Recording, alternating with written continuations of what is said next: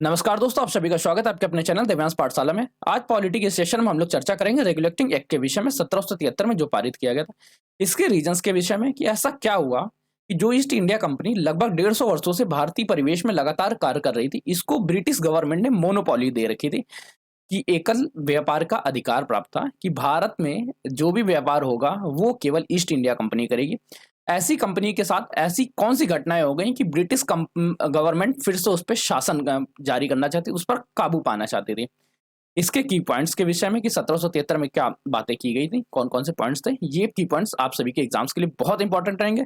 इसके साथ ड्रॉबैक्स के बारे में कि ऐसी कौन सी कमियां रह गई जिसके तहत 1781 में एक्ट ऑफ सेटलमेंट और इसके बाद 1784 में पिट्स इंडिया एक्ट लाना पड़ा रेगुलेटिंग एक्ट की कमियों को दूर करने के लिए। चलिए आज के सेशन को हम लोग स्टार्ट करते हैं। ईस्ट इंडिया कंपनी, जिसको ब्रिटिश गवर्नमेंट ने मोनोपोली प्रदान करके रखी थी कि इंडिया में जो भी व्यापार होगा ब्रिटेन का, वो ब्रिटिश ईस्ट इंडिया कंपनी के माध्यम से ही होगा। अब कोई भी गवर्नमेंट किसी भी कंपनी को, सिंगल किसी कंपनी को इस तरह से मोनोपोली नहीं प्रदान करती। इस मोनोपोली के एवज में ईस्ट इंडिया कंपनी प्रति वर्ष 4 लाख पाउंड का टैक्स पे करती थी ब्रिटिश गवर्नमेंट को। ये ध्यान रखिएगा, ईस्ट इंडिया कंपनी प्रति वर्ष 4 लाख पाउंड का टैक्स ब्रिटिश गवर्नमेंट को इस एवज में पे करती थी ताकि ईस्ट इंडिया कंपनी को ब्रिटिश गवर्नमेंट लगातार मोनोपोली प्रदान करती रहे। परंतु 1768 से कुछ ऐसा होता गया कि ब्रिटिश ईस्ट इंडिया कंपनी का व्यापार जो था उसमें लगातार लॉस होता गया। ऐसी सिचुएशन आ गई कि ये दिवालिया होने के कगार पे आ गई। ये सिचुएशन और भी बदतर हो गई 1772 में, जब ईस्ट इंडिया कंपनी ने 1 लाख पाउंड रुपए का लोन लिया ताकि अपनी प्रशासनिक व्यवस्था को सुचारू रूप से जारी कर सके।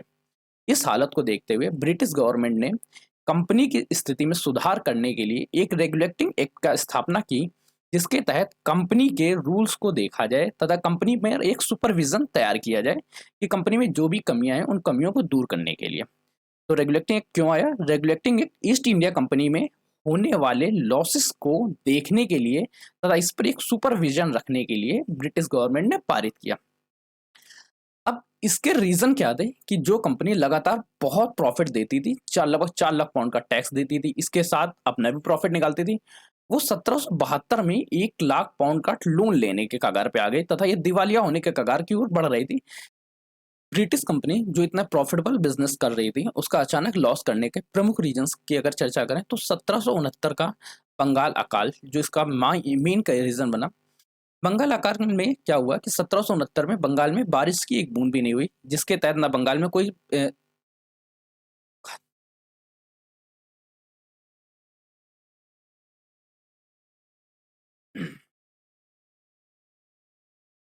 1769 का बंगाल अकाल, 1769 बंगाल अकाल में बंगाल में बारिश की एक भी बूंद नहीं हुई, जिसके तहत बंगाल में लगातार खाद्यान्न की कमी होती गई। और ईस्ट इंडिया कंपनी जो लगातार अपने बिजनेस को प्रॉफिटेबल बनाना चाहती तो उसने लगातार अपना टैक्स बढ़ाती गई। यहाँ पे इतनी बदतर स्थिति हो गई थी कि 1/3 जनता सिर्फ भूखमरी से मर गई, खाना न होने की वजह से मरती चली गई। दूसरा जो प्रमुख रीजन था आंग्ल मैसूर युद्ध, पहला आंग्ल मैसूर युद्ध, जो कि इन ब्रिटिश सत्ता की जो ईस्ट इंडिया कंपनी थी इसके प्रशासन को पूरी तरह तोड़ दिया। आंग्ल मैसूर युद्ध, ये पहला फर्स्ट की बात करेंगे, ये हैदर अली और अंग्रेजी सत्ता के मध्य हुआ और ये लगातार 3 सालों तक चलता रहा, 1766 से लेकर 1769 तक। इसका कोई भी रीजन नहीं, रिजल्ट नहीं निकला। लास्ट में केवल ये युद्ध समाप्त करना पड़ा। रिजल्ट तो कुछ नहीं आया, परंतु ईस्ट इंडिया कंपनी को लगातार धनराशि अपनी इसमें खर्च करनी पड़ी, जिस वजह से उनका प्रॉफिट लगातार गिरता ही जा रहा था।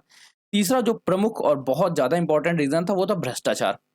ईस्ट इंडिया कंपनी तो अपने लिए कोई व्यापार नहीं कमा रही थी, परंतु यहाँ के जो अधिकारी थे, अधिकारियों ने लगातार अपना पर्सनल बिजनेस करने लगे थे। कंपनी के बिजनेस के साथ एक पैरेलल बिजनेस स्टार्ट हो गया था जो कंपनी के अधिकारियों द्वारा किया जाता था, जिसके कारण कंपनी को तो कोई प्रॉफिट नहीं होता था, परंतु उनके सभी अधिकारी बहुत ज्यादा धन कमा रहे थे। चौथा जो मुख्य कारण है वो है टी ट्रेड में नुकसान होना। ईस्ट इंडिया कंपनी भारतीय क्षेत्र से और चीन से लगातार चाय का बिजनेस बहुत अच्छे से करती थी कि चाय ले जाके अपने ब्रिटेन में बेचती थी, परंतु ब्रिटिश लोगों में लगातार डच इंडियन चाय जो थी उसके प्रति आकर्षण लगातार बढ़ता चला गया।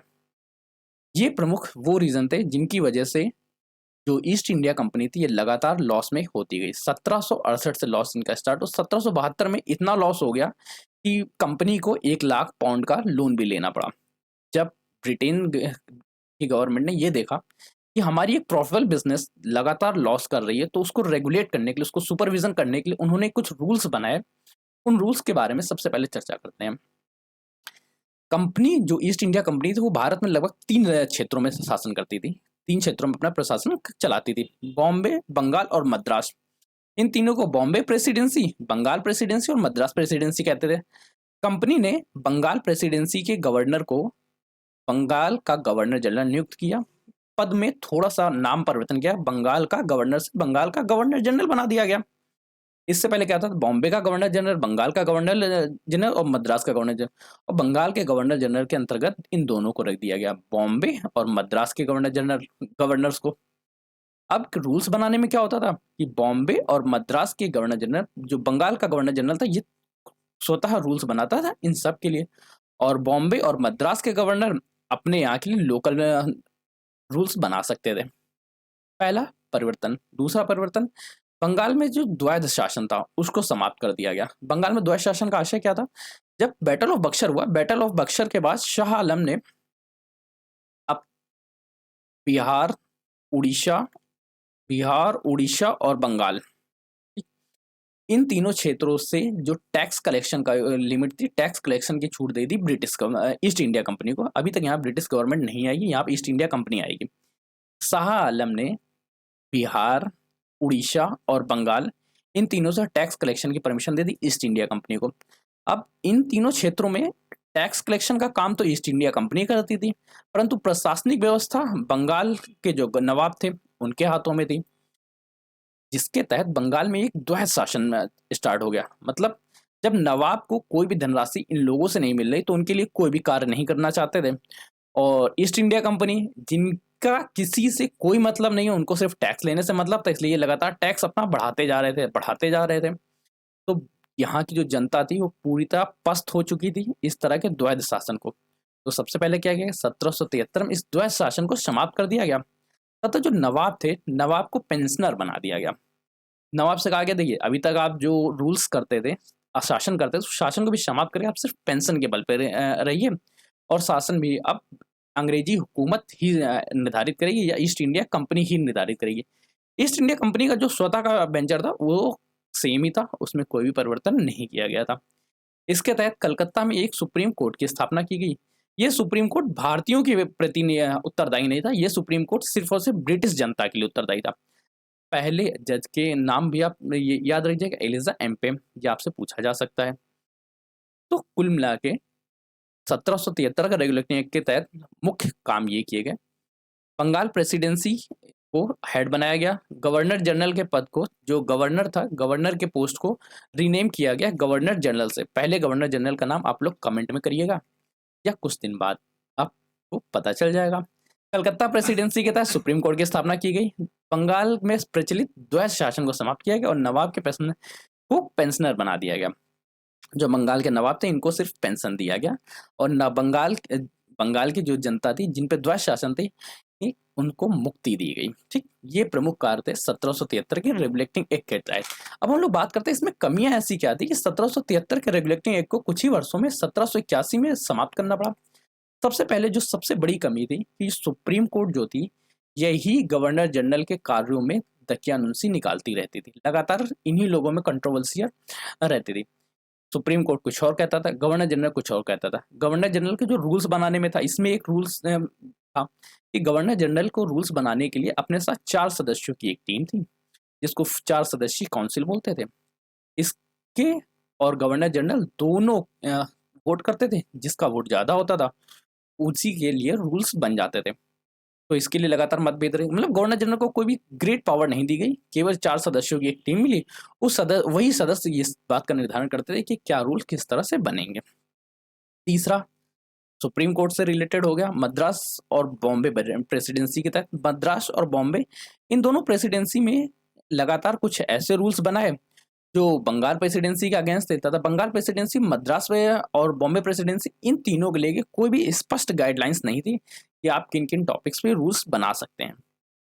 तो एक बार हम लोग इसका रीबैक कर लेते हैं कंप्लीट एनालिसिस के बारे में। सबसे पहले आज हम लोगों ने क्या पढ़ा, रीजंस के बारे में बात की। रीजंस क्या थी जिस वजह से रेगुलेटिंग एक्ट का स्थापना की गई।